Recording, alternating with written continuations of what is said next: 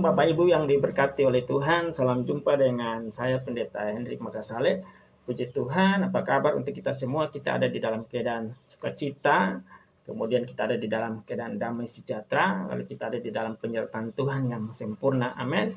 Sekali Yesus tetap Yesus. Bapak Ibu yang diberkati oleh Tuhan, hari ini saya akan membagikan renungan firman Tuhan yang saya ambil di dalam kitab Wahyu pasal yang kedua ayat 1 sampai yang ke-7. Di sana berbicara tentang gereja Tuhan yang ada di Efesus ya. Lembaga Alkitab memberikan judul kepada jemaat di Efesus. Saya baca ayat yang pertama dulu.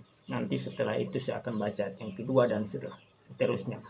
Tuliskanlah kepada malaikat jemaat di Efesus, inilah firman dari Dia yang memegang ketujuh bintang itu di tangan kanannya dan berjalan di antara ketujuh kaki dian emas. Itu Bapak Ibu yang diberkati oleh Tuhan Yesus. Kalau kita pelajari tentang gereja Tuhan di Efesus, mungkin kita bertanya, siapakah yang mendirikan gereja ini? Siapakah yang merintis gereja ini? Siapakah yang melayani sehingga gereja ini bisa berdiri, kemudian berkembang, dan bertumbuh menjadi gereja yang luar biasa? Bapak Ibu yang terkasih, ada beberapa pandangan, ada dari teologi ya, pakar-pakar teologi, kemudian pakar-pakar Alkitab, anak-anak Tuhan memiliki pandangan bahwa gereja Efesus didirikan oleh Rasul Paulus, tetapi ada juga yang mengatakan bukan Rasul Paulus, tetapi ada sepasang suami istri yang bernama Priscilla dan Aquila. Mereka adalah orang awam tetapi dipakai Tuhan dengan hebat, dengan luar biasa.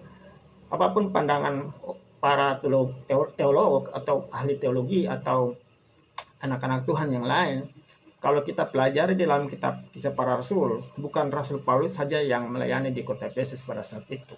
Tetapi memang benar ada Priscilla dan Aquila, mereka orang awam, tapi dipakai Tuhan dengan luar biasa. Mereka bekerja mati-matian, mereka merintis, mereka mencurahkan daya kemampuan mereka, dan saya percaya mereka dipakai Tuhan yang luar biasa untuk tinggal dan melayani di kota Efesus. Lalu ada Apolos, seorang yang mahir dalam kitab suci. Dia pengkhotbah, dia pengajar, dia apologet juga. Dia sangat hebat dan dia bisa berdebat dengan orang-orang yang pada saat itu dan tidak suka akan kekristenan. Lalu dia membantah semua ajaran-ajaran palsu mereka. Bapak Ibu yang diberkati, lalu ada Timotius yang merupakan murid atau anak didik dari Rasul Paulus, dan mungkin ada banyak hamba Tuhan yang melayani di kota Efesus sehingga gereja Tuhan di sana berdiri. Kemudian benih firman atau Injil itu berkembang, bertumbuh, lalu terjadilah komunitas, lalu berdirilah gereja Efesus, kemudian berkembang, kemudian bertumbuh, akhirnya menjadi gereja yang besar, gereja yang luar biasa. Baik Bapak Ibu yang diberkati oleh Tuhan, dalam renungan ini saya akan bagi 3 bagian. Yang pertama itu saya akan bicara tentang prestasi-prestasi hebat daripada gereja Efesus. Lalu yang kedua saya akan bicara tentang celaan yang diberikan Tuhan Yesus kepada gereja Efesus. Lalu yang ketiga dan terakhir saya akan bicara tentang nasihat dan peringatan yang keras terhadap gereja Efesus. Bapak Ibu yang diberkati oleh Tuhan, gereja Efesus adalah gereja yang sangat hebat, gereja yang bagus, gereja yang memiliki kualitas yang luar biasa, bertumbuh berpesat,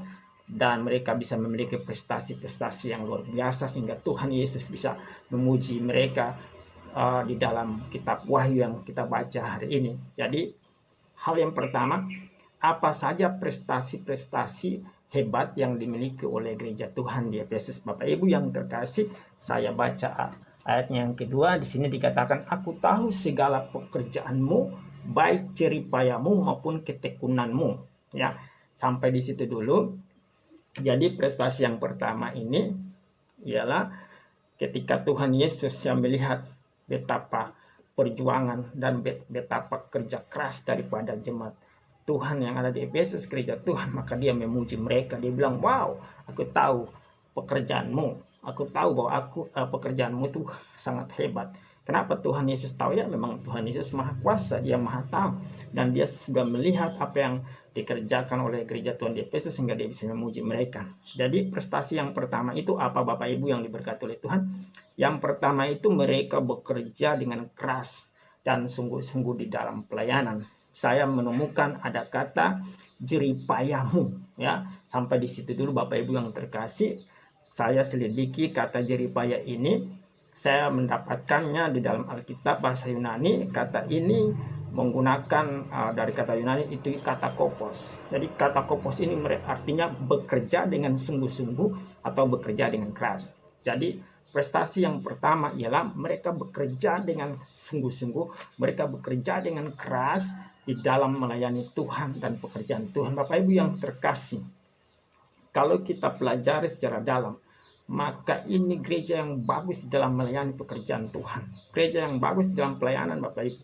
Mereka mati-matian, mereka gigih, mereka mengeluarkan segala daya, kemampuan, energi, pikiran, harta mereka, materi mereka, sehingga mereka bisa melayani Tuhan dengan luar biasa. Mereka bukanlah gereja yang berpangku tangan Bapak Ibu. Mereka bukan gereja yang malas, tapi mereka adalah gereja yang rajin di dalam pelayanan.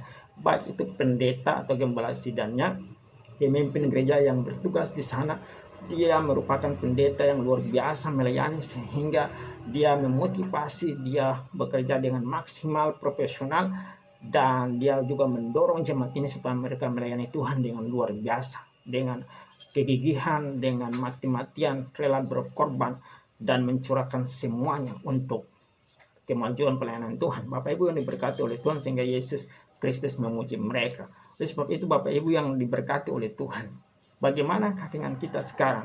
Apakah kita melayani dengan yang sama dengan gereja Tuhan di Efesus, atau kita hanya asal-asalan, atau kita hanya setengah hati, atau kita hanya cuek saja? Tapi kita harus mencontohi apa yang dilakukan oleh gereja Efesus ini. Mereka benar-benar luar biasa. Mereka bekerja dengan sungguh-sungguh melayani Tuhan, sehingga mereka menghasilkan baik itu kualitas dan pelayanan maupun kuantitas di dalam gereja mereka. Oleh sebab itu Tuhan Yesus memuji mereka. Oleh sebab itu Bapak Ibu yang diberkati oleh Tuhan, mari kita contohi gereja Tuhan di Efesus. Kita hanya bisa mencontohi dan meneladani mereka, dan sehingga kita bisa terapkan itu di dalam kehidupan kita secara pribadi maupun di dalam pelayanan kita atau di dalam gereja kita, ya. Jadi kita tidak melayani dengan asal-asalan, asal Bapak senang, tetapi kita begitu bersemangat, kita begitu gigih, berkorban mati-matian. Pokoknya kita tiru dan kita teladani jemaat Tuhan yang ada di Efesus. Bapak Ibu yang berkati oleh Tuhan, itu adalah prestasi yang pertama. Lalu prestasi yang kedua itu bicara tentang ketekunan. Mereka bertekun. Bapak Ibu bisa baca tadi di ayat yang kedua itu, di sana dikatakan, aku tahu segala pekerjaanmu, baik jeripayamu maupun ketekunanmu. Ya, kata ketekunan di sini bicara tentang hupomone, artinya sabar dan tabah. Sabar dan tabah di dalam apa? Jadi prestasi yang kedua itu mereka sungguh jemaat atau gereja Tuhan yang memiliki ketekunan yang luar biasa. Mereka bertekun di dalam iman, mereka bertekun juga di dalam kesetiaan mereka mengikuti Kristus di kota Efesus. Kenapa? Karena kota Efesus adalah kota yang sangat luar biasa Bapak Ibu.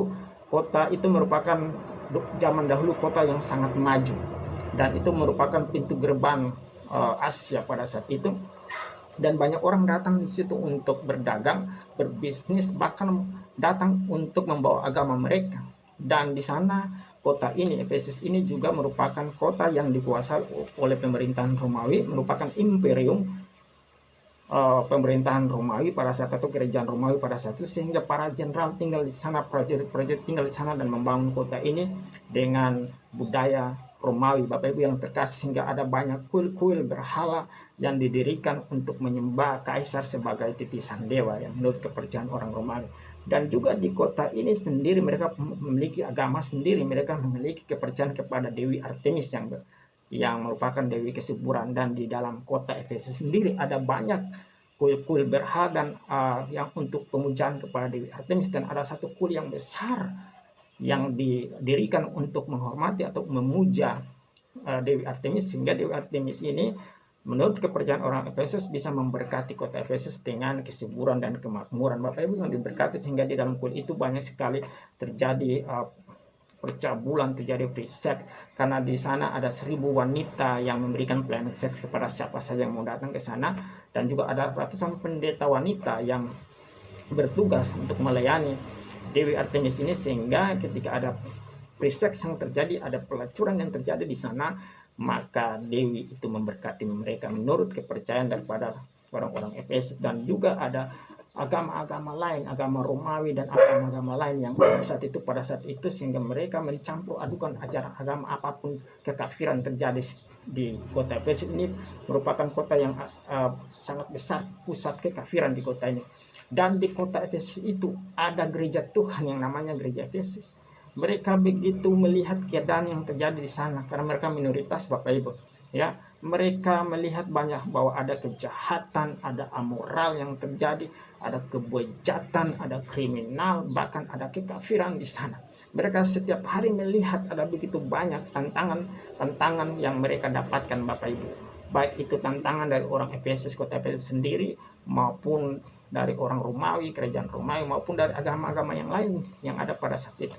Tetapi iman mereka tetap bertekun, tetapi kesetiaan kepada Kristus mereka tetap bertekun. Mereka tidak pernah mau kompromi dengan kehidupan dan mayoritas orang Efesus Bapak Ibu, atau kejahatan, percabulan, freak sex, atau perzinahan, ataupun kebejatan, perbuatan amoral. Tapi mereka begitu bertekun dengan iman mereka dengan luar biasa. Mereka setia dengan kepercayaan mereka, dan bahkan mereka tidak pernah menolak atau menyangkal walaupun mereka mendapat penganiayaan atau hinaan atau dikucilkan atau serangan-serangan secara fisik kepada jemaat Tuhan atau gereja Efesus, tapi mereka tetap setia dan mereka tetap bertekun, mereka tetap sabar dan tabah. Oleh sebab itu Bapak Ibu yang dikasihi oleh Tuhan Yesus, bagaimana dengan kita di kehidupan sekarang di gereja masa kini? Apakah kita ketika berada di sebuah lingkungan kita kompromi dengan lingkungan itu atau dengan orang-orang yang melakukan hal yang jahat? Ataukah kita tetap setia? Ataukah kita tetap beriman? Kita tetap tabah apapun yang terjadi? Kita mau mendapatkan celaan, kita mau mendapat hinaan, kita mau dipukul, atau kita mau mendapatkan kekerasan fisik karena kita berbeda dengan lingkungan. Bapak Ibu yang terkasih, mari kita contohi jemaat Tuhan di Efesus. Mereka bertekun di dalam iman, di dalam kesetiaan. Mereka tidak pernah menyangkal Tuhan yang mereka sembah, yaitu Yesus Kristus. Bapak Ibu, itulah prestasi yang kedua. Lalu prestasi yang ketiga Bapak Ibu, apa yang menjadi prestasi ketiga dari jemaat Tuhan atau gereja Tuhan di Efesus? Saya baca di ayatnya masih ayat yang kedua.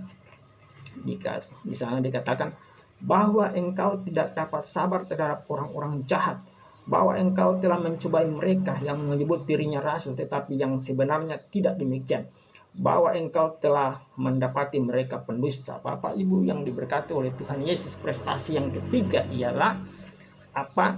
Gereja Tuhan di Efesus tidak toleransi dengan pengajaran sesat. Gereja Tuhan di Efesus tidak toleransi dengan ajaran sesat.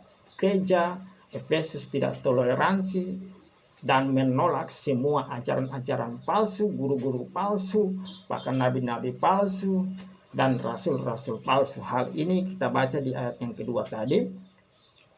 Di sana dikatakan Yesus sendiri memuji mereka bahwa mereka tidak dapat sabar terhadap orang-orang jahat.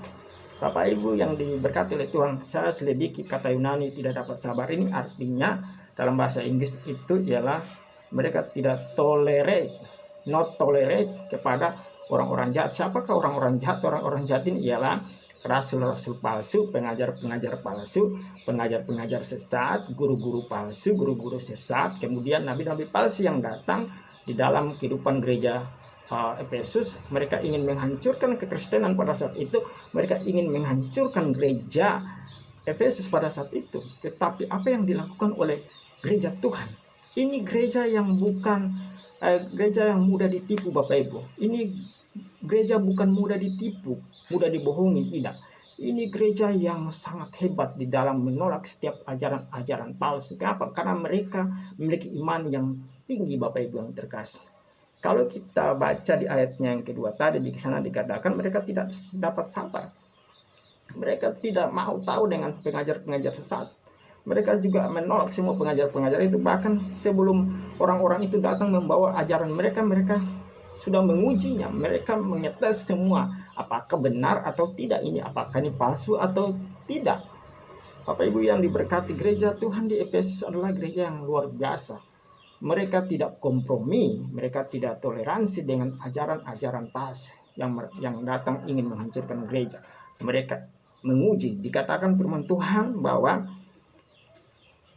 engkau telah mencobai mereka yang menyebut dirinya rasul, tetapi yang sebenarnya tidak demikian, bahwa engkau telah mendapati mereka pendusta. Pertama, mereka uji setiap ajaran yang datang Bapak Ibu yang terkasih. Bagaimana dengan kita sekarang di gereja zaman akhir ini atau di gereja akhir zaman ini atau gereja masa kini. Kadang-kadang kita sebagai anak-anak Tuhan, ada orang datang membawa ajaran, kita terima langsung telang bulat-bulat, ya. Kita tidak mengujinya dulu, apakah ini benar, apakah ini tidak benar, apakah ini palsu atau ini tidak palsu, apakah ini ajaran sehat atau tidak. Mari kita contohi jemaat Tuhan ini. Mereka menguji semua orang yang datang, bahkan mereka dikatakan membongkar, ya, kedok daripada rasul-rasul palsu ini. Di ayatnya yang kedua dikatakan Tuhan Yesus sendiri kagum, ya, karena orang-orang itu menyebut dirinya rasul, tetapi jemaat Tuhan atau gereja di Efesus ini membongkar, ya, mencoba mereka, menguji mereka, membongkar kemunafikan kedok mereka, dan mendapati bahwa mereka adalah pendusta. Jadi ini yang harus kita teladani, Bapak Ibu yang diberkati oleh Tuhan. Gereja Efesus membongkar kedok dan kemunafikan, penipuan, kebohongan yang dilakukan oleh guru-guru palsu, oleh rasul-rasul palsu pada zaman itu. Mereka tahu membedakan mana yang palsu dan mana yang tidak. Mereka juga harus menguji dulu apakah ini benar atau tidak. Mereka nggak mudah ditipu, mereka nggak mudah dibohongi, Bapak Ibu yang diberkati oleh Tuhan. Oleh sebab itu, Bapak Ibu yang terkasih, sebagai gereja Tuhan di akhir zaman, kita tidak boleh langsung telang bulat-bulat semua orang yang memberikan pengajaran, baik itu pendeta, pengkhotbah, siapapun yang menamakan dirinya nabi atau rasul atau apapun. Kita harus menguji berdasarkan firman Tuhan. Bapak Ibu yang terkasih, di dalam kitab Kisah Para Rasul di sana dikatakan ada jemaat Berea, ya, ketika Rasul Paulus datang memberitakan tentang kebenaran tentang Yesus Kristus, mereka tidak langsung menerimanya. Memang mereka menerimanya, tapi mereka menyelidiki dulu apakah ajaran itu sesuai dengan kitab suci atau tidak. Ya, sekali Rasul Paulus aja jemaat Berea selidiki dan uji. Ya, apalagi cuma dengan pendeta-pendeta, pengkhotbah, pengajar-pengajar, guru-guru yang datang mengajar, membawa ajaran yang kepada kita tidak boleh langsung telang itu bulat-bulat, tapi kita uji, kita selidiki sesuai dengan otoritas Alkitab, sesuai dengan firman Tuhan yang merupakan otoritas Alkitab, ya, tertinggi dalam kehidupan kita. Oleh sebab itu, Bapak Ibu yang terkasih, kita belajar dari jemaat Tuhan di Efesus. Mereka sungguh hebat di dalam membongkar kedok daripada guru-guru palsu, rasul-rasul palsu. Mereka menolak, ya, semua rasul-rasul palsu. Mereka menolak semua guru-guru palsu. Mereka membongkar kesesatan mereka, dan mereka membongkar penipuan mereka. Bapak Ibu yang diberkati oleh Tuhan, sehingga Tuhan Yesus mengatakan, wow, ini luar biasa, ini hebat. Itulah prestasi yang ketiga. Jadi kita nggak boleh sebagai anak-anak Tuhan seenaknya menerima pengajaran. Ya, kita menerima di gereja, pengkhotbah siapapun, kita harus pulang uji dulu. Apakah khotbah tadi sesuai dengan firman Tuhan? Enggak, ya, karena kita tahu di akhir zaman ini banyak sekali orang bisa menipu. Bahkan Alkitab mengatakan ialah iblis bisa menyamar sebagai malaikat terang. Jangan sampai kita tertipu, akhirnya kita masuk dalam perangkap, kita kira ini ialah domba, tetapi ternyata serigala berbulu domba. Oleh sebab itu, hati-hati Bapak Ibu, karena di zaman akhir ini ada begitu banyak ajaran-ajaran palsu, ada begitu banyak ajaran-ajaran sesat, guru-guru palsu, nabi-nabi palsu yang datang membawa ajaran yang tidak sesuai dengan firman Tuhan, bahkan membawa Injil lain. Oleh sebab itu, Bapak Ibu, kita harus hati-hati, kita belajar dari jemaat Tuhan, kita harus bongkar semua, ya, bongkar Bapak Ibu. Jangan mau diam, jangan mau ditipu, jangan mau dibohongi. Itulah prestasi jemaat Tuhan yang ketiga. Kita harus teladani, kita harus contoh. Lalu yang keempat, Bapak Ibu yang terkasih, prestasi yang keempat itu apa ya? Saya baca di ayat yang ketiga. Dan engkau tetap sabar dan menderita oleh karena namaku, dan engkau tidak mengenal lelah. Prestasi yang keempat, ya, itu bicara tentang bagaimana gereja Tuhan di Efesus, mereka begitu sabar, menderita, dan tidak mengenal lelah oleh karena nama Yesus Kristus. Bapak Ibu, kita tahu di kota Efesus, saya tadi sudah jelaskan, begitu sangat luar biasa. Ada berhala-berhala yang banyak, ada kekafiran di sana, ada percabulan di sana, kejahatan, kriminal, ada penyebaran agama-agama kafir di sana, dan begitu banyak yang terjadi. kita lihat ya, gereja Tuhan ada di sana sebagai saksi Kristus. Gereja Tuhan ada di sana sebagai terang di kota itu. Gereja Tuhan adalah minoritas di kota itu karena mayoritas adalah orang-orang yang menyembah berhala, orang-orang yang menyembah Dewi Artemis. Tetapi ada gereja Tuhan, gereja Efesus yang berdiri sebagai saksi Kristus. Mereka memberitakan kabar baik di sana, mereka memberitakan Injil. Dan Bapak Ibu yang terkasih, bahwa mereka di dalam kitab Wahyu pasal kedua ayat 3 di sana dikatakan, Tuhan Yesus mengatakan bahwa mereka tetap sabar dan mereka menderita karena apa? Karena nama Yesus. Bapak Ibu yang terkasih, gereja Tuhan di Efesus menderita karena nama Yesus. Mereka tidak mengenal lelah di dalam memberitakan Injil. Mereka tidak lelah di dalam menjadi saksi Kristus. Bahkan mereka dikatakan firman Tuhan, Yesus sendiri mengatakan bahwa mereka sangat sabar Bapak Ibu. Mereka tabah di dalam iman mereka. Mereka tabah di dalam kesetiaan mereka. Walaupun mereka dicaci, mereka dipukuli, mereka mungkin dilempari batu. Kita tidak tahu ya pada saat itu. Mungkin mereka mau diancam, mau dibunuh. Oleh karena kesaksian mereka, oleh karena iman mereka, tetapi mereka sabar. Dan Alkitab Wahyu ini menjelaskan bahwa mereka menderita, ya, menderita mungkin secara fisik, mereka menderita secara pikiran, perasaan, atau secara rohani. Mungkin mereka diteror, mungkin mereka dihina, dimaki oleh karena nama Yesus. Tetapi mereka begitu sabar, mereka juga tidak pernah mengenal lelah. Dan Tuhan Yesus memuji mereka. Bapak Ibu yang dikasihi oleh Tuhan, sebagai anak-anak Tuhan di akhir zaman, sebagai gereja Tuhan di akhir zaman, kita harus teladani gereja Tuhan di Yesus. Kita harus sabar di dalam menderita. Bapak Ibu yang terkasih, menderita karena nama Yesus, bukan menderita karena melakukan kejahatan atau kriminal atau korupsi atau pencurian lalu kita dipenjara atau kita dipukuli orang atau kita dimaki oleh karena kita melakukan satu kejahatan. Gereja Tuhan di Efesus, mereka bukan menderita karena melakukan suatu tindakan kriminal, tetapi mereka menderita karena nama Yesus Kristus. Saya dulu pernah berkhotbah di Kerobokan, di penjara Kerobokan. Saya berkhotbah lama, hampir sekitar 2 tahun, lebih atau 3 tahun di sana. Dan ada orang-orang yang di Kerobokan, orang-orang napi pada saat itu, mereka berkata, Pak Pendeta, ini sudah menjadi rancangan Tuhan atau takdir Tuhan kami ada di sini. Bapak Ibu yang diberkati oleh Tuhan, sebenarnya bukan rancangan Tuhan atau takdir Tuhan mereka ada di situ, karena ulah mereka sendiri kejahatan mereka. Mereka ada yang korupsi, ada yang bunuh orang, ada yang pakai narkoba. Mereka ada di penjara Kerobokan bukan karena Yesus. Yesus nggak pernah punya rancangan yang jahat untuk mereka ada di sana. Tetapi oleh karena ulah mereka sendiri, kejahatan mereka, pilihan mereka, mereka berada di Kerobokan. Tetapi mereka mengatakan bahwa itu karena Tuhan. Saya bilang enggak. Itu karena pilihan-pilihan hidup dan keputusan-keputusan hidup yang tidak sesuai dengan firman Tuhan, sehingga kalian yang namanya Petrus, yang namanya Yohanes, yang namanya Matius, Lukas, ya, karena ada juga banyak ya saudara-saudara kita dari yang timur, dari Maluku, dari Kupang, Sumba berada di Kerobokan tersebut. Dan saya menasihati mereka untuk mereka bertobat. Kalau mereka menderita karena memikul salib, kalau mereka menderita karena mereka memberitakan kabar baik, lalu kemudian mereka di penjara, wow, itu merupakan satu sukacita luar biasa, pujian dari Yesus. Tapi kalau mereka menderita karena berbuat jahat, pakai narkoba, pukul orang, bunuh orang, perkosa orang, korupsi, curi, atau bongkar orang punya konter HP, ya, tidak ada pujian sama sekali Bapak Ibu yang berkati oleh Tuhan. Jadi mari kita lihat, yang menderita karena nama Yesus itu adalah satu pujian yang luar biasa. Rasul Paulus juga dipenjara karena memberitakan kabar baik. Itu satu hal yang kagum luar biasa, kita puji itu.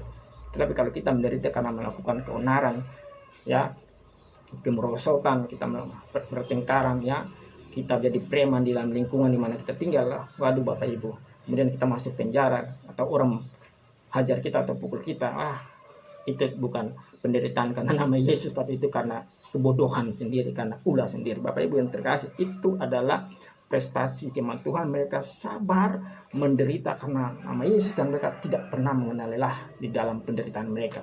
Bapak Ibu yang terkasih, itu adalah prestasi yang keempat. Lalu prestasi yang kelima apa? Saya baca di ayat yang ke-6. Ya, di sini dikatakan begini. Firman Tuhan berkata, tetapi ini yang ada padamu, yaitu engkau membenci segala perbuatan pengikut-pengikut Nikolaus yang juga benci. Jadi prestasi yang kelima dan terakhir ialah mereka membenci perbuatan perbuatan pengikut Nikolaus. Ya, pengikut Nikolaus ini siapa? Saya coba mempelajarinya, saya hanya mendapat sedikit sumber. Tapi menurut beberapa sumber yang saya pelajari itu ialah pengikut Nikolaus atau Nikolaus ini adalah dia dulu adalah seorang anak Tuhan. Dia adalah seorang yang bergabung dengan kekristenan pada saat itu, tapi karena dia murtad, kemudian dia meninggalkan jalan Tuhan, kemudian dia membenci kekristenan, dan dia mengajarkan tentang hedonisme. Dia mengajarkan juga tentang keselamatan. Kita sudah terima keselamatan dari Yesus Kristus. Jadi kalau kita berbuat jahat, berbuat dosa, berbuat zina, berbuat percabulan, pasti kita selamat kok. Jadi pokoknya kita nggak akan masuk neraka. Kemudian ini Nikolaus juga dia mengajarkan di dalam pelayanannya itu mencari keuntungan, ya.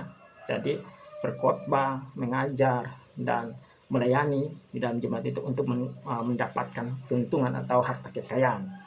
Jadi betapa gereja Tuhan di Efesus ini membenci perbuatan-perbuatan yang dilakukan oleh pengikut Nikolaus, karena mereka mengatakan, oh nggak apa-apa kita percaya Yesus, kemudian kalau kau berbuat jahat, berbuat dosa, kau curi, kau korupsi, kau melakukan perzinahan, percabulan, kau melakukan tindakan-tindakan amoral, nggak apa-apa, kau pasti selamat. Sehingga jemaat Tuhan di Efesus ini mengatakan tidak seperti itu bohong, itu pendusta. Jadi mereka sangat membenci perbuatan-perbuatan daripada pengikut Nikolaus ini. Mereka membenci, tetapi mereka tidak benci oknum itu, Bapak Ibu yang terkasih. Hanya mereka benci perbuatan-perbuatan jahat, benci dosa, benci kejahatan, benci amoral, benci korupsi, benci pengikut ini, karena mereka hanya melayani sebagai rasul, yang mengatakan mereka rasul, tetapi ternyata bukan. Lalu mereka hanya mencari keuntungan untuk memuaskan hawa nafsu mereka, keinginan daging mereka saja. Mereka juga serakah, dan itu yang membuat jemaat Tuhan atau gereja Tuhan di Efesus ini membenci. Bapak Ibu yang terkasih, kita sebagai anak-anak Tuhan, ketika kita tinggal di dalam sebuah lingkungan, kita melihat ada banyak orang yang berbuat jahat, ada banyak orang yang berbuat dosa, berbuat kecemaran, berbuat kemunafikan, korupsi, berbuat kejahatan. Apakah kita membenci mereka? Tidak, kan?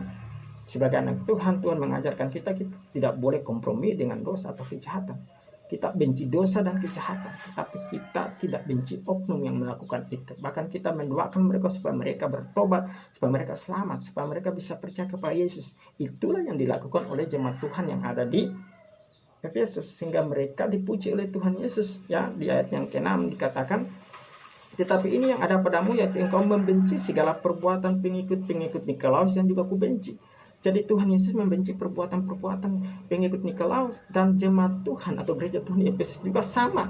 Ya, mereka membenci perbuatan-perbuatan itu sehingga Tuhan Yesus memuji mereka. Itu prestasi yang prima. Yang menjadi pertanyaan, apakah kita benci dengan perbuatan dosa, ataukah kita benci dengan kejahatan, ataukah kita senang atau kita kompromi dengan perbuatan-perbuatan itu di dalam kehidupan kita? Bapak Ibu yang terkasih, ketika kita ada hadir di dalam sebuah lingkungan, ketika kita tinggal di dalam sebuah lingkungan, kita harus membenci perbuatan-perbuatan jahat, dosa, kecemaran. Kita tidak kompromi dengan hal-hal itu, tetapi kita tetap tidak membenci oknum-oknum yang melakukan itu. Kita berdoa sebagaimana dengan keras, dan kita memberitakan kabar baik, memberitakan Injil, dan kita juga menjadi saksi, dan kita bisa mengarahkan, menasihati mereka sehingga mereka berbalik daripada dosa dan kejahatan mereka, sehingga mereka bisa menjadi orang percaya. Itu 5 prestasi yang luar biasa yang dimiliki oleh gereja Tuhan di Efesus. Kiranya kita bisa mencontohi ini, dan kita bisa lakukan di dalam pelayanan kita pribadi, kita gereja yang kita layani, bahkan gereja Tuhan di akhir zaman ini. Ini prestasi yang hebat yang dimiliki oleh anak-anak Tuhan di Efesus pada saat itu, gereja Tuhan di Efesus pada saat itu, sehingga kita bisa terapkan. Kita bisa ambil beberapa kebenaran ini dan kita bisa terapkan di dalam kehidupan kita. Bapak Ibu yang diberkati oleh Tuhan. Lalu saya akan bicara tentang celaan. Bapak Ibu yang diberkati oleh Tuhan. Gereja Efesus memiliki segudang prestasi-prestasi yang hebat. Wow, mereka gereja yang bagus, memiliki kualitas di dalam rohani yang tidak bisa terbantahkan oleh siapapun. Tetapi ada celaan dari Tuhan Yesus. Makanya saya di bagian kedua saya akan bicara tentang celaan apa yang diberikan oleh Yesus kepada mereka. Ya, kita baca di ayatnya yang keempat. Namun demikian aku mencela engkau karena engkau telah meninggalkan kasih-Mu yang semula. Namun demikian aku mencela engkau karena engkau telah meninggalkan kasih-Mu yang semula. Bapak Ibu yang terkasih, Tuhan Yesus itu sangat adil, ya. Kita lihat tadi di ayat 2 sampai ayat yang ketiga, dan juga di ayat 6 dia puji jemaat Efesus, dia puji gereja Efesus yang luar biasa. Tetapi di ayat 4 ini Tuhan Yesus itu juga mengkritik, mencela. Mencela apa? Ya, yang kita pelajari mencela apa? Di sini dikatakan bahwa Yesus mencela karena mereka telah meninggalkan kasih mereka yang semula. Bapak Ibu yang diberkati oleh Tuhan Yesus, kalau kita pelajari ini, kita mungkin bertanya kasih semula yang bagaimana? Kasih semula yang, kasih apa yang dicela oleh Yesus? Karena dikatakan kasih yang semula. Apakah kasih kepada Tuhan? Apakah kasih kepada sesama mereka? Saya mendapati kasih yang semula ini di dalam bahasa Yunani, di dalam teks di ayat yang keempat ini dikatakan tentang kasih agape, ya. Jadi kasih agape itu bicara tentang kepada Tuhan sendiri dan juga kepada manusia. Bapak Ibu yang diberkati oleh Tuhan Yesus, gereja Efesus hebat prestasi, ya, luar biasa prestasi. Prestasinya segudang Bapak Ibu. Tetapi Yesus Kristus mencela karena mereka telah meninggalkan kasih yang semula, kasih agape mereka, baik itu kepada Tuhan. Menurut saya mereka telah meninggalkan kasih mereka kepada Tuhan yang semula, lalu kepada sesama mereka. Kenapa Bapak Ibu yang terkasih? Ya, karena apa? Tuhan Yesus bilang bahwa prestasi-prestasi yang mereka itu baik, bagus, hebat, tetapi mereka juga gagal di dalam kasih yang semula ini. Bapak Ibu yang diberkati oleh Tuhan, saya akan bacakan di dalam 1 Yohanes 4 ayat 20. Ya, 1 Yohanes 4 ayat 20. Di sini dikatakan seperti ini. Jikalau seorang berkata aku mengasihi Allah dan ia membenci saudaranya, maka ia adalah pendusta. Karena barang siapa tidak mengasihi saudaranya yang dilihatnya, tidak mungkin mengasihi Allah yang tidak dilihatnya. Ayat 21, dan perintah ini kita terima dari dia, barang siapa mengasihi Allah, ia harus juga mengasihi saudaranya. Bapak Ibu yang diberkati oleh Tuhan, gereja Efesus itu luar biasa dalam prestasi. Tetapi apa gunanya, apa faedahnya, apa manfaatnya kalau semua prestasi yang tadi itu dicela oleh Yesus Kristus dengan satu perbuatan saja, yaitu mereka tidak melakukan kasih agape, kasih kepada Allah dan kasih kepada sama mereka. Sepertinya itu gagal total Bapak Ibu yang terkasih. Apa artinya? Semua prestasi itu tanpa dilandaskan, tanpa didasari, tanpa atas dasar kasih kepada Allah dan kasih kepada sesama mereka. Mungkin mereka bisa melakukan semua itu oleh karena kehebatan mereka, oleh karena prestasi, oleh karena keharusan, oleh karena apapun. Mereka bisa seperti tadi dikatakan bekerja dengan keras, sungguh-sungguh dalam melayani Tuhan dan pekerjaan Tuhan. Kemudian mereka juga bisa bertekun dengan luar biasa dalam iman, kepercayaan, kesetiaan mereka. Lalu yang ketiga, mereka bisa menolak dan tidak toleransi kepada ajaran sesat. Keempat, mereka bisa sabar, menderita dan tidak pernah kenal lelah, menderita karena nama Yesus. Lalu mereka juga membenci perbuatan-perbuatan yang dilakukan oleh Nikolaus dan pengikutnya. Tetapi jika semua itu dilakukan tidak didasari dan dilandaskan dengan kasih, maka Tuhan Yesus mencela mereka. Karena Tuhan Yesus tahu di hati mereka. Mungkin saat itu mereka melakukan itu tanpa dasar kasih, hanya cuma sebagai pamor atau sebagai pamer atau sebagai untuk showbiz. Kita tidak tahu. Tuhan Yesus yang lebih tahu. Tetapi Tuhan Yesus memang memuji semua mereka. Ya, prestasi-prestasi itu hebat, tetapi ini yang dicela Tuhan Yesus. Ada satu yang tidak mereka lakukan dengan sungguh-sungguh, itu mereka telah meninggalkan kasih agape yang semula.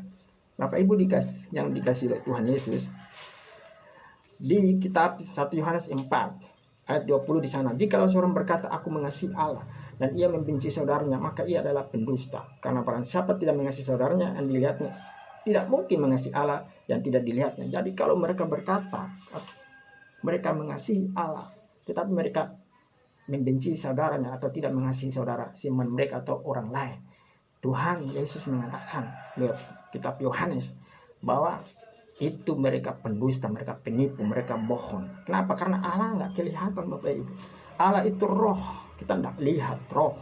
Kita mungkin bisa merasakan angin, tetapi kita nggak bisa melihat angin. Seperti itu, Bapak Ibu. Allah adalah roh.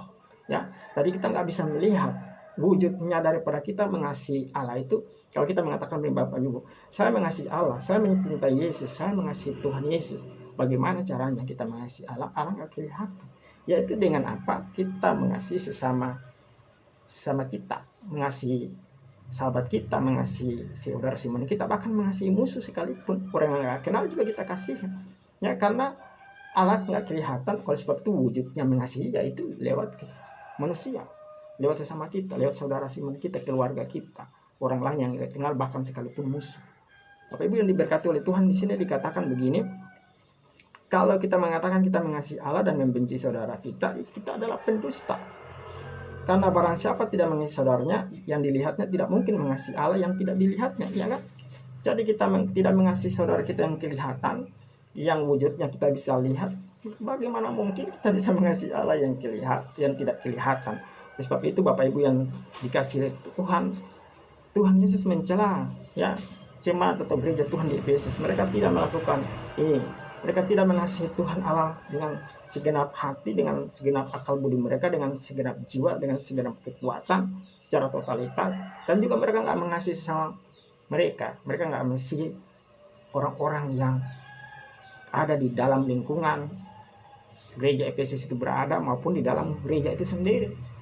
Mereka melakukan itu dengan berbagai prestasi, tapi Tuhan mengatakan mereka gagal di dalam mengasihi. Mereka gagal di dalam mengasihi Tuhan secara agape, dan juga gagal mengasihi sesama manusia atau sesama mereka secara agape. Bapak Ibu yang diberkati oleh Tuhan Yesus. Ayat 21, 1 Yohanes 4 ayat 21 katakan, dan perintah ini kita terima dari Dia, ya. Perintah mengasihi itu diberikan langsung oleh Yesus Kristus sendiri. Barang siapa mengasihi Allah, ia juga harus mengasihi saudaranya. Jadi Tuhan bilang, kalau engkau benar-benar mengasihi Tuhan, mengasihi Allah, mengasihi Tuhan Yesus, engkau juga harus mengasihi saudara. Itu perintah.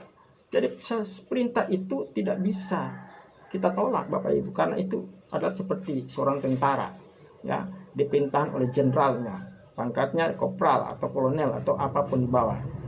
Kau harus bertugas di Papua, ya, perintah itu mengatakan, ya, saya ready, saya siap menerima perintah pergi bertugas di Papua. Sama juga ini, Tuhan Yesus adalah komandan kita, panglima kita. Ketika Dia memerintahkan kita mengasihi, maka kita harus lakukan.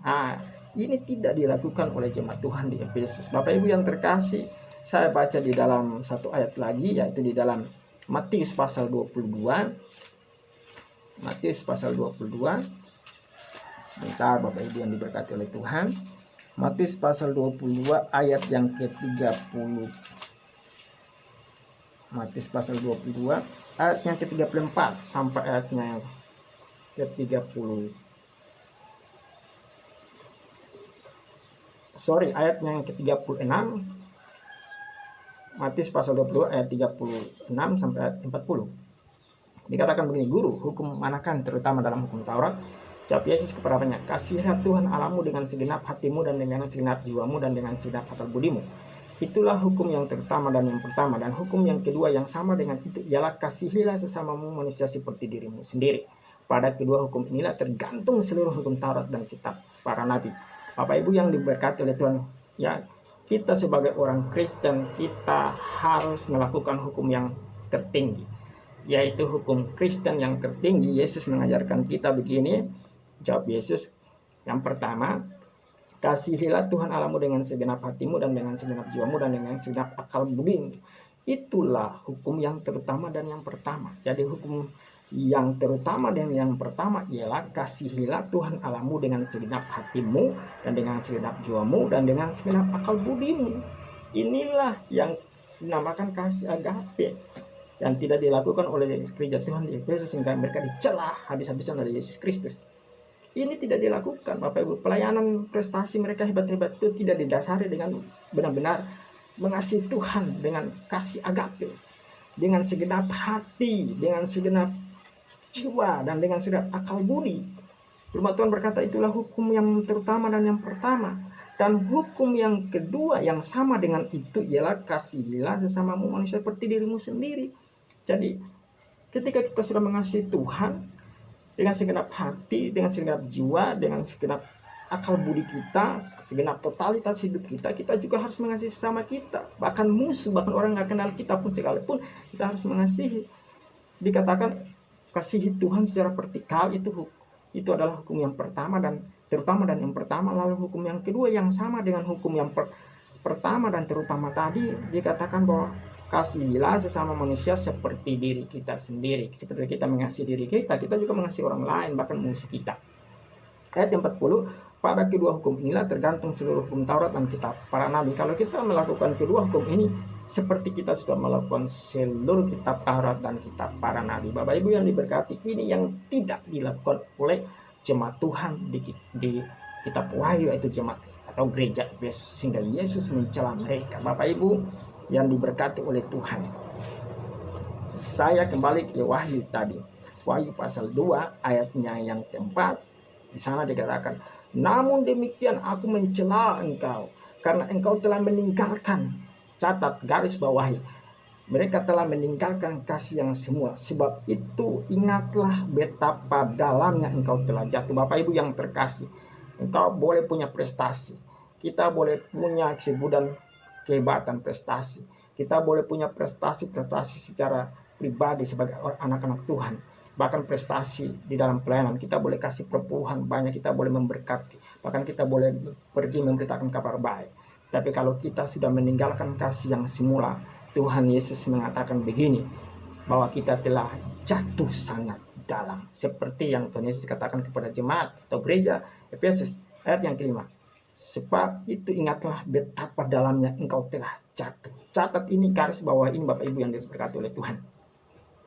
Sehebat apapun prestasi pelayanan kita, sehebat apapun prestasi kerohanian kita, tapi kita telah meninggalkan kasih yang semula, baik itu kepada Tuhan maupun kepada sesama kita, maka kita telah jatuh sangat dalam. Bapak Ibu yang terkasih oleh Tuhan Yesus Kristus, mari kita bertobat. Mungkin saat ini kita merasa kita hebat di dalam pelayanan, prestasi luar biasa, kontribusi kepada gereja Tuhan luar biasa, melayani pelayanan misi luar biasa, ya, membawa jiwa-jiwa luar biasa. Tetapi kalau kita sudah tidak melakukan kasih yang semula, yaitu kasih agape kepada Tuhan dan sesama, ingat engkau telah jatuh sangat dalam. Tuhan Yesus mengatakan. Oleh sebab itu, apa yang perlu kita lakukan? Yesus mengatakan kepada gereja Tuhan Efesus, bertobatlah dan lakukanlah apa yang semula engkau lakukan. Jadi kita harus kembali bertobat kalau kita sudah jatuh di dalam kasih yang semula. Ya, Tuhan Yesus menginginkan kita harus ada perubahan, metanoia secara totalitas, baik itu pikiran kita, dan juga setelah kita dapat dari pikiran kita berubah, kita terapkan dalam perbuatan kita. Jadi pertobatannya itu ialah melakukan kasih yang semula lagi kepada Tuhan dan kepada sesama. Jadi Bapak Ibu yang diberkati oleh Tuhan, kalau kita prestasinya luar biasa tanpa kasih, itu seperti nol. Bapak Ibu yang terkasih, saya baca satu ayat lagi di dalam 1 Korintus. 1 Korintus pasal yang ke-13. Ayat yang pertama sampai ayat yang ketiga. Dikatakan kasih. Sekalipun aku dapat berkata-kata dengan semua bahasa manusia dan bahasa malaikat, tetapi jika aku tidak mempunyai kasih, aku sama dengan gong yang berkumandang dan canan yang gemerincing. Bapak Ibu yang diberkati oleh Tuhan, kita mau pintar bahasa Inggris, kita mau pintar bahasa Jerman, bahasa Prancis, semua bahasa di dunia, bahkan kita pintar bahasa roh, bahasa malaikat, tetapi kalau kita tidak memiliki kasih, firman Tuhan berkata begini, kita itu sama seperti dengan gong yang berkumandang dan canan yang gemerincing. Artinya apa? Tong kosong berbunyi nyaring, Bapak Ibu yang diberkati oleh Tuhan. Jadi semua yang kita punya, kita pintar bahasa Inggris, kita smart bahasa apapun, bahkan bahasa malaikat, bahasa roh kita puasa tapi nggak punya kasih, Tuhan bilang tong kosong berbunyi nyaring. Lalu di ayat yang kedua, sekalipun aku mempunyai karunia untuk bernubuat dan aku mengetahui segala rahasia dan memiliki seluruh pengetahuan, dan sekalipun aku memiliki iman yang sempurna untuk memindahkan gunung, tetapi jika aku tidak mempunyai kasih, aku sama sekali tidak berguna. Bapak Ibu, di ayat 2 ini dikatakan begini, kalau kita memiliki kehebatan di dalam karunia, baik itu karunia apa saja, kemudian karunia bernubuat. Bahkan kita pintar ya mengetahui segala rahasia. Bahkan kita juga punya pengetahuan, punya knowledge yang hebat, yang luar biasa. Kita smart, kita pintar. Bahkan kita ini memiliki iman yang sempurna untuk memindahkan gunung, Bapak Ibu dikatakan ya. Tetapi kalau kita nggak punya kasih, kalau kita tidak memiliki kasih agape kepada Tuhan dan kasih agape kepada sesama, maka firman Tuhan berkata bahwa kita sama sekali tidak berfungsi, tidak bermanfaat, tidak berguna. Bapak Ibu yang diberkati oleh Tuhan, harus kita hati-hati ini, Bapak Ibu yang terkasih. Lalu di sini ayat yang ketiga dikatakan, dan sekalipun aku membagi-bagikan segala sesuatu yang ada padaku, bahkan menyerahkan tubuhku untuk dibakar, tetapi jika aku tidak mempunyai kasih, sedikit pun tidak ada faedahnya bagiku. Bapak Ibu, walaupun kita membagi-bagikan apa yang ada pada kita, bahkan harta benda yang ada dalam pada kehidupan kita, kita punya materi yang banyak, kita kasih ke orang-orang miskin, kita kasih kepada orang-orang yang membutuhkan. Tapi itu tidak dilandasi dengan kasih, itu tidak ada faedahnya, itu percuma, Bapak Ibu. Bahkan kalau kita menyerahkan tubuh kita untuk dibakar, kita jadi martir sekalipun ya, kita menjadi berkorban, menyerahkan nyawa kita demi pelayanan, demi apapun, tetapi tidak dilandasi dengan kasih, maka firman Tuhan berkata, sedikit pun tidak ada faedahnya bagiku. Bapak Ibu yang diberkati oleh Tuhan, di gereja akhir zaman, baik itu dalam pribadi kita maupun keluarga dan gereja secara organisatoris ataupun komunitas, mari kita kembali kepada kasih yang semula, kasih kepada Tuhan, kasih agape, dan juga kasih kepada sesama. Kalau kita sudah jatuh atau kita jatuhnya dalam sekali, kita bangkit, kita bertobat, kita kembali melakukan kasih yang semula. Semua pelayanan atau prestasi yang kita lakukan, Bapak Ibu, kalau kita landasi dengan kasih kepada Tuhan dan kasih kepada sesama, maka Tuhan Yesus pasti memuji kita dan tidak ada celaan atau tidak ada kritik di dalam kita melayani pekerjaan Tuhan ataupun melayani Tuhan. Dan di dalam kerohanian kita akan maju pesat dan bertumbuh. Oleh sebab itu, Bapak Ibu yang diberkati oleh Tuhan, apakah jemaat atau gereja Tuhan ini mereka melakukan itu kembali atau tidak, Bapak Ibu ya? Kita akan bahas dulu sisi yang ketiga yang berbicara tentang peringatan dan nasihat atau ancaman kepada gereja Efesus tadi. Tuhan Yesus telah mencela mereka karena mereka meninggalkan kasih yang semula, yaitu kasih kepada Tuhan dan kasih kepada sesama. Di ayatnya yang 4 sampai yang kelima, Tuhan Yesus mengharapkan dengan kesungguhan hati Tuhan Yesus supaya mereka bertobat, supaya mereka kembali melakukan kasih yang semula. Jika mereka tidak bertobat, jika mereka tidak melakukan kasih yang semula, kasih kepada Tuhan Allah dan kasih kepada sesama, maka ini adalah hal yang ketiga, peringatan, nasihat, dan ancaman. Aku akan datang kepadamu dan aku akan mengambil kaki Dian dari tempatnya jikalau engkau tidak bertobat. Bapak Ibu yang diberkati oleh Tuhan, apakah itu ancaman yang diberikan Tuhan Yesus atau nasihat? Yes, Tuhan Yesus berkata begini. Tadi Tuhan Yesus katakan nasihat, bertobatlah dan lakukanlah lagi apa yang semula engkau lakukan. Ya, Tuhan Yesus bilang bertobat dan lakukan lagi apa yang semula yang engkau sudah lakukan. Ya, kalau kita baca di dalam kitab Efesus 1 ayat 15, ya, di sana dikatakan bahwa jemaat Efesus ini dulu pada saat mereka kitab Wahyu ini belum ditulis, mereka begitu luar biasa di dalam mengasihi Tuhan, luar biasa di dalam mengasihi sesama mereka. Nah, kitab ini ditulis selama kurang lebih 40 tahun ya, jemaat itu bertumbuh. Kemudian pada saat kitab Wahyu ini ditulis, itu sudah ada 40 tahun pada masa itu.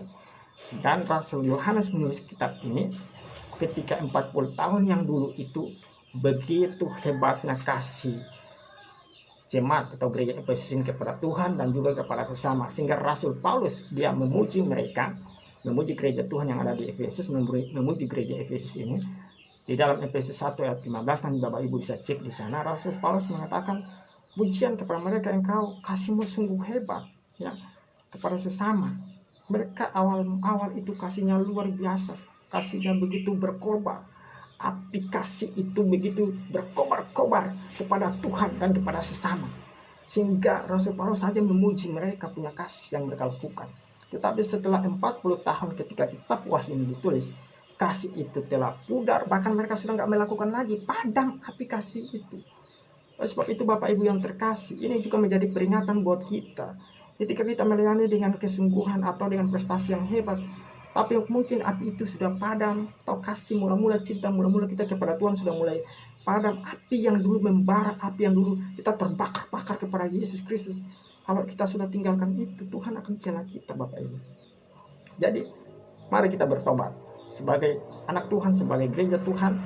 Ya, gereja itu bicara juga pribadi kita gereja. Kita bertobat, dan gereja secara komunal, secara bersama kita bertobat dan kita melakukan kasih yang semula. Kalau tidak, apa yang terjadi? Tuhan Yesus akan datang, dia bilang, dan akan mengambil kaki Dian daripada tempatnya jikalau tidak bertobat, jikalau kita tidak bertobat. Nah, Bapak Ibu yang diberkati oleh Tuhan, apa itu kaki Dian yang mau diancam ya, ditulis mengancam? Dia akan mengambil kaki Dian daripada jemaat Tuhan di Efesus, daripada gereja Efesus. Kalau saya baca di kitab Wahyu pasal 1 ayat yang ke-20, dikatakan begini, dan rahasia ketujuh bintang yang telah kulihat pada tangan kananku, dan ketujuh kaki Dian emas itu, ketujuh bintang itu ialah malaikat ketujuh jemaat. Malaikat itu bukan bicara tentang malaikat makhluk surgawi seperti Gabriel atau Mikael, tapi malaikat itu bicara tentang pemimpin gereja atau gembala sidang atau penatua ataupun pastor yang bertugas melayani di ketujuh jemaat. Ketujuh jemaat itu ialah jemaat Efesus, kemudian jemaat Smyrna, Pergamus, Tiatira, Sardis, Philadelphia, dan Laodikia. Tujuh gereja atau tujuh jemaat di Asia Kecil. Asia Kecil itu ialah di Asia, di negara modern sekarang, di depan modern sekarang itu ada di Turki, Bapak Ibu yang terkasih.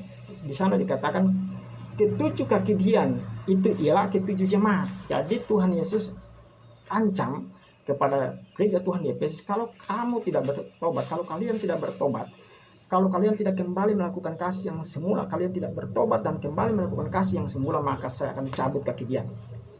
Ya, saya akan melenyapkan kaki Dian, saya ambil kaki Dian itu. Bapak Ibu yang terkasih, Tuhan Yesus mengancam jemaat Tuhan, gereja Tuhan yang ada di Efesus. Kalau mereka nggak bertobat, maka Tuhan akan ambil kaki Dian. Bapak Ibu yang diberkati oleh Tuhan Yesus, saya menyelidiki ya hal ini di dalam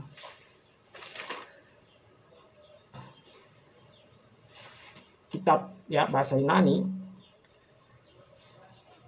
Tuhan Yesus bilang seperti ini di ayatnya yang ke-5, sebab itu ingatlah betapa dalamnya engkau telah jatuh, bertobatlah dan lakukanlah itu lagi apa yang semula engkau lakukan. Jika tidak demikian, aku akan datang kepadamu dan aku akan mengambil kaki Dian. Kata mengambil ini kineo ya.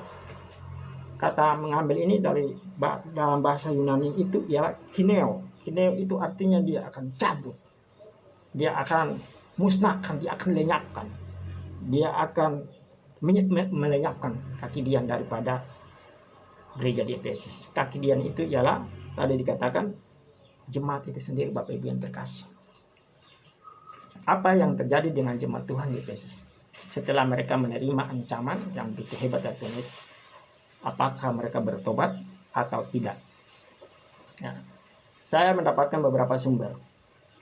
Ada yang bilang jemaat Tuhan jemaat Efesus ini ketika mereka mendapatkan ancaman yang keras dari Tuhan Yesus, mereka bertobat, Bapak Ibu. Setelah itu mereka bertobat, mereka kembali lagi kepada kasih mereka lakukan kasih yang semula. Dan Tuhan memberkati pelayanan, dan Tuhan memberkati gereja Efesus dengan luar biasa. Mereka melayani dengan pesat, Bapak Ibu. Mereka memenangkan banyak jiwa, Bapak Ibu. Tapi setelah 400 tahun, setelah generasi-generasi yang telah melakukan kasih yang semula itu meninggal semua, generasi yang baru itu juga tidak lagi bertobat. Mereka tidak lagi melakukan kasih, sehingga Tuhan benar-benar mencabut gereja. Tuhan mengambil kaki Dia. Lalu ada yang mengatakan begini Bapak Ibu yang terkasih, pandangan yang lain mengatakan bahwa gereja ini tidak bertobat Bapak Ibu. Setelah mendengar atau menerima ancaman dari Tuhan, mereka nggak mau bertobat. Mereka nggak sungguh-sungguh bertobat. Hanya di kulit luar saja. Akhirnya apa yang terjadi? Tuhan Yesus benar-benar mencabut gereja Tuhan yang ada di Efesus, mencabut kaki Dian. Bapak Ibu yang terkasih, saya kemarin menonton YouTube ya pendeta insinyur, kalau nggak salah insinyur Jarod Winarko. Dia ke kota Efesus ya, sekarang ada di Turki. Saya lihat YouTube itu, saya sedih Bapak Ibu, saya menangis, saya sedih sekali. Kenapa? Karena hanya tinggal kota Efesus yang dulu mayoritas orang Kristen, ada gereja Tuhan di sana, ada gereja yang hebat, prestasi yang besar, itu hanya tinggal reruntuhan saja. Dan ketika itu Pak Pastor Jarod ini dia berkhotbah di sana tentang ini juga, tentang kasih yang semula yang telah ditinggalkan, sehingga mengakibatkan gereja Tuhan di sana itu tinggal reruntuhan saja. Kenapa? Karena mereka nggak bertobat. Jadi walaupun ada yang bilang mereka bertobat atau tidak bertobat, dan ada yang bilang mengatakan mereka bertobat, tetapi setelah itu generasi yang baru nggak bertobat. Buktinya Bapak Ibu, gereja Tuhan yang ada di Efesus sudah tidak ada lagi. Bahkan tinggal nama atau tinggal sejarah saja, tinggal puing-puing kehancuran, tinggal reruntuhan aja yang dijadikan tempat wisata sekarang ini. Sangat-sangat sedih sekali Bapak Ibu yang terkasih. Tuhan Yesus sudah ancam mereka dengan keras, tapi mereka nggak bertobat. Buktinya sekarang di kota Efesus itu sendiri, di Turki modern sekarang ini, sudah nggak ada orang Kristen sama sekali. Hanya tinggal reruntuhan dijadikan wisata monumen. Ya, orang datang hanya berkunjung untuk melihat, oh di sini dulu gereja yang memiliki prestasi yang luar biasa, gereja yang bertumbuh, gereja yang menangkan banyak orang, tetapi akhirnya lenyap Bapak Ibu. Bapak Ibu, pelajaran yang sangat penting buat kita di gereja akhir zaman ini. Mari kita kembali kepada kasih yang semula. Kita punya prestasi, oke, itu boleh. Kita punya kontribusi dalam gereja, silakan. Kita membayar perpuluhan, melakukan pelayanan misi, semua hebat kerohanian kita hebat. Tapi kalau kita tidak melakukan kasih yang semula, semua yang kita lakukan tidak dilandasi, tidak didasari dengan kasih yang semua kepada Tuhan, kasih agape dan juga kepada sesama kita, maka peringatan Tuhan akan cabut kaki Dian daripada kehidupan kita. Mari kita bertobat. Kalau hari ini Bapak Ibu yang mendengarkan khotbah saya ataupun renungan ini, kalau ada yang sudah mulai aplikasi kepada Tuhan, padam, bangkit, bakar itu kembali, minta Roh Kudus untuk bakar itu kembali. Kalau ada yang sudah jatuh benar-benar, karena kalau tidak melakukan kasih agape, kasih yang semula kepada Tuhan dan kepada sesama, Yesus mengatakan engkau telah jatuh dengan dalam. Kau perlu bangkit dan bertobat, lalu lakukan lagi. Kalau enggak, Tuhan akan ambil, cabut, lenyapkan, musnahkan kaki Dia. Ingat apa yang terjadi dengan jemaat dan gereja Tuhan di Yesus. Kalau saya berdoa kepada Tuhan, suatu waktu mungkin saya akan ke sana, Tuhan berkati saya akan pergi. Saya betapa kecewanya dan betapa sedih, terharu. Saya hanya lihat dari YouTube Bapak Ibu, tapi saya bilang, kenapa Tuhan? Kenapa Engkau mengatakan dulu kepada Petrus di atas batu karang ini, aku akan mendirikan jemaat gereja dan alam maut tidak menguasainya. Tapi kenapa? Wahai Tuhan, gereja Efesus, bahkan bukan hanya gereja Efesus, 7 gereja di Asia Kecil lenyap. Kenapa? Ini menjadi peringatan dan pelajaran buat kita semua.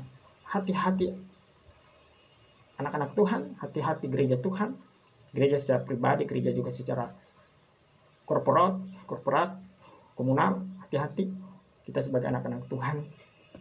Kalau kita tidak kembali kepada kasih yang semula, Tuhan akan cabut semua itu daripada kehidupan kita. Sekalipun kita punya prestasi yang hebat, seperti yang saya bagikan 5 prestasi hebat jemaat Efesus, gereja Efesus, tapi kehilangan kasih yang semula, gereja itu Tuhan cabut kaki Dian dan lenyap sampai sekarang. Bapak Ibu yang terkasih, itu yang menjadi renungan firman Tuhan. Saya terasa saya terbatas dalam pengetahuan, tapi biarlah firman Tuhan ini memberkati saudara. Kurang dan lebihnya saudara terus belajar, dan saudara terus belajar dari Roh Kudus, belajar dari menggali firman Tuhan, dan kiranya menjadi satu peringatan buat kita. Prestasi tanpa kasih yang semula sama saja dengan nol, sama saja dengan kita sudah jatuh sangat dalam. Perlu kita bertobat dan kembali melakukan kasih yang semula, sehingga Tuhan memuji kita. Kau hebat bro, prestasimu hebat, kasih semula juga hebat. Tuhan tidak akan mengambil ketinggian dari dalam kehidupan kita. Tuhan Yesus memberkati. Sampai jumpa di renungan-renungan yang berikutnya. Amin.